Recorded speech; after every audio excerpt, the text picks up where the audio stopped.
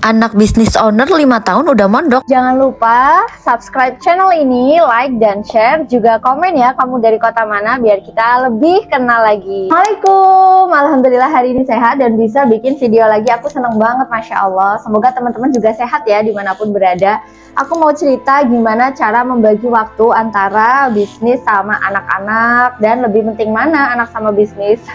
Jelas aku jawab di awal ya, lebih penting keluarga dulu, anak-anak dulu baru bisnis. Kalau bisa dua-duanya bertumbuh bareng-bareng ya kan, karena kita memang punya banyak banget peran sebagai perempuan. Jadi ya udah, bismillah, semoga dimampukan untuk menyelesaikan amanah itu. Aku cerita dari awal dulu. Alhamdulillah sejak kami menikah, kami langsung dikaruniai anak dan cewek. Kemudian nggak sampai 2 tahun kemudian sudah keluar adiknya.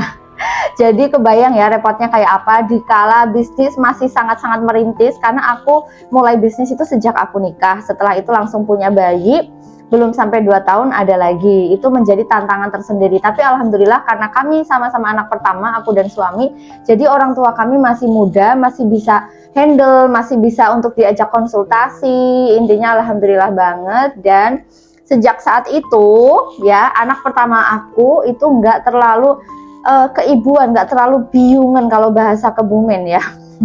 Artinya nggak terlalu nempel banget sama emaknya. Jadi kami akrab, kami deket, tapi nggak yang ketika ibunya pergi photoshoot atau ibunya ngerjain bisnis, ibunya ke kantor meeting, itu nggak yang nangis gitu loh. Tapi ya udah dikasih pengertian, dia ngerti, alhamdulillah kayak gitu. Karena memang ketika keluar adiknya kan aku repot, hamil besar, kemudian sama adik kan, sama calon adiknya. Nah itu yang bikin kakaknya lebih mandiri, lebih biasa sama simbahnya, lebih biasa sama kakek neneknya kayak gitu. Alhamdulillah ya, skenario Allah pokoknya yang terbaik. Jadi untuk yang anak pertama itu sama kami sampai umur 5 tahun. Sekarang dia udah 5,5 tahun dan kami sudah memasukkan dia ke pesantren, dan itu anaknya sendiri yang mau ya. Ini aku mau cerita juga tentang mondokin anak ya ke pesantren. Jadi memang anak yang pertama tadi aku, cewek itu, dia mondok ada di pesantren tapi nggak terlalu jauh kok, cuma beda kecamatan aja karena memang perempuan. Dia perempuan, tujuan kami masukin dia ke pesantren biar mandiri. Yang pertama biar mandiri, kemudian yang kedua biar dapat lingkungan yang positif. Karena apa? Aku sama suami terjun di bisnis online, otomatis setiap hari pegangannya adalah HP, laptop ya kan, dan itu kurang baik sih kalau untuk pertumbuhan anak-anak, untuk circle-nya anak-anak. Jadi misalnya aku sama suami nggak bolehin mainan HP, kemudian dia lari ke tante-tantenya, dia lari ke tim di kantor, kemudian kalau nggak nemu juga dia cari ke tetangga, ke penjahit, kayak gitu. Intinya circle-nya itu deket sama HP, dan itu sudah kami coba selama 5 tahun, itu nggak baik, kayaknya nggak bisa diterusin deh.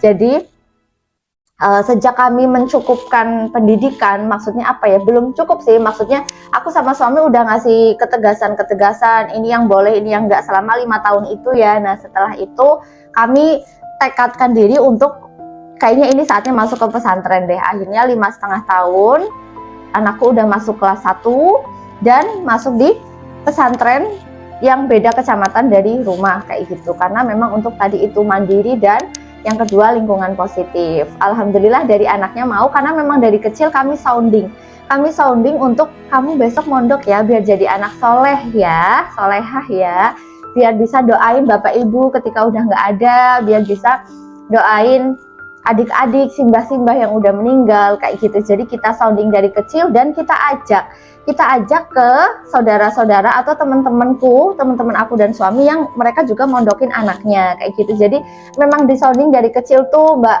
itu mondok, seneng loh di pondok, banyak temennya kayak gitu. Jadi sudah disounding sejak kecil. Makanya ketika sampai umurnya, nggak dari kecil sih, tapi dari 5 tahun ya, aku salah ngomong nih, dari 5 tahun udah kami sounding, karena ini udah saatnya anak udah ngerti kan mana boleh mana enggak, udah bisa diajak kerjasama, ngomong adiknya juga udah bisa. Makanya kami udah beranikan mondok kayak gitu. Jadi sejak umur 5 tahun kami sounding, kami bener-bener apa ya, ajak untuk bisa baca Al-Quran, sampai alhamdulillah pernah khatam juga, pernah khatam dengan ngaji di rumah ya. Kalau ngaji di TPQ desa itu belum, tapi yang jelas kami juga udah ngajarin dia sampai selesai hatam 30 juz ngajinya, bacaannya itu udah pernah kami simak.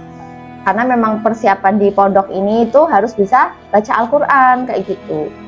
Alhamdulillah sampai sekarang dia mondok belum ada keluhan, karena memang anaknya tuh lebih suka sama temen-temen, suka sama seneng banget, happy banget kalau campur sama temen-temennya kayak gitu. Dan yang adiknya ini yang baru 3,5 tahun juga insya Allah besok rencananya akan kami masukkan ke pesantren juga, karena yaitu lagi-lagi kami butuh lingkungan yang positif teman-teman. Jadi kalau untuk bagi waktu, memang aku awal-awal pernah galau karena aku kan seorang ibu, aku nggak ngajar di kelas.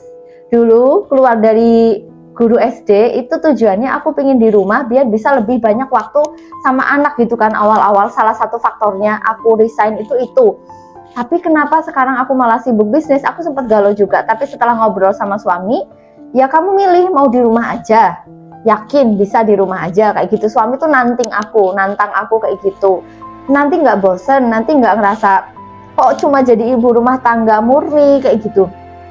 Akhirnya aku nggak siap deh. Ya udah, aku ambil jalan bisnis ini, aku tetap fokus bisnis, aku tetap jadi business owner, aku jadi leader untuk teman-teman di kantor, dan konsekuensinya adalah aku otomatis waktunya berkurang kan untuk anak-anak. Jadi udah, aku sama suami sepakat untuk kami lebih fokus di kualitas, bukan di kuantitas. Itu yang kami ambil di pendidikan anak-anak kayak gitu. Jadi yang penting anak-anak menerima kasih sayang kami, ngobrol sama kami, diajak main. Tapi memang kami nggak bisa secara kuantiti karena perusahaan juga masih on proses kan, masih UMKM, masih proses berkembang karena baru 6 tahun. Itu kan masih kemarin sore banget ya dibandingkan perusahaan-perusahaan gede yang udah sustain, yang udah besar, yang udah tersistem, yang udah SOP-nya udah bagus, SDM-nya udah bagus. Kalau kami kan masih merintis, masih terus berproses kayak gitu. Makanya ya udah, tumbuh bareng anak-anak juga tetap kami didik bareng-bareng, dan bisnisnya juga ditumbuhkan bareng-bareng. Tapi karena bisnis online, HP-an, laptopan, jadi kami putuskan untuk kasih circle yang lebih positif di anak-anak. Kayak gitu teman-teman, sharing dari aku. Jadi intinya pilihan gak ada benar, gak ada salah. Mau mondokin anak, mau enggak, mau masukin di pesantren umur berapa, itu kebijakan masing-masing. Yang penting kita siap dengan pilihan kita masing-masing dan siap dengan konsekuensinya. Kayak gitu, insya Allah semua jalan yang dipilih parenting itu bagus, dan semua orang tua pasti berharap yang terbaik untuk anaknya. Tinggal terbaik itu kan subjektif ya, masing-masing kita yang bisa berpendapat masing-masing. Yang penting kita tetap di jalur yang Allah mau, yang Allah tuntunkan kayak gitu ya. Gimana cara mendidik anak, harus tahu siapa Tuhannya, harus bisa ngaji, biar besok ketika kita sebagai orang tua udah meninggal, anak-anak tuh bisa doain kita, bisa jadi amal soleh, anak soleh yang selalu mengalir doanya, manfaatnya untuk orang tua ketika udah meninggal. Itu kan investasi yang terbesar, investasi yang terpanjang, anak yang soleh. Semoga teman-teman juga yang lagi punya bisnis, yang bingung ngatur waktu gimana sama anak, gimana sama bisnisnya, semoga Allah kasih jalan terbaik. Tinggal dibagi aja waktunya, dibagi aja porsinya sesuai yang menurut teman-teman itu srek, yang menurut teman-teman itu baik, ya udah dilakuin aja, bersepakat sama suami bareng-bareng biar bisa jalan bareng, bisnisnya juga jalan, keluarganya juga jalan, jadi semuanya jalan. Insya Allah apa yang sudah Allah amanahkan ke kita itu karena kita mampu kan. Itu teman-teman, terima kasih. Silakan buat kamu yang punya pendapat lain atau yang pengen diskusi seputar bisnis dan keluarga, gimana cara bagi waktunya, bisa komen di kolom komentar. Terima kasih. Assalamualaikum.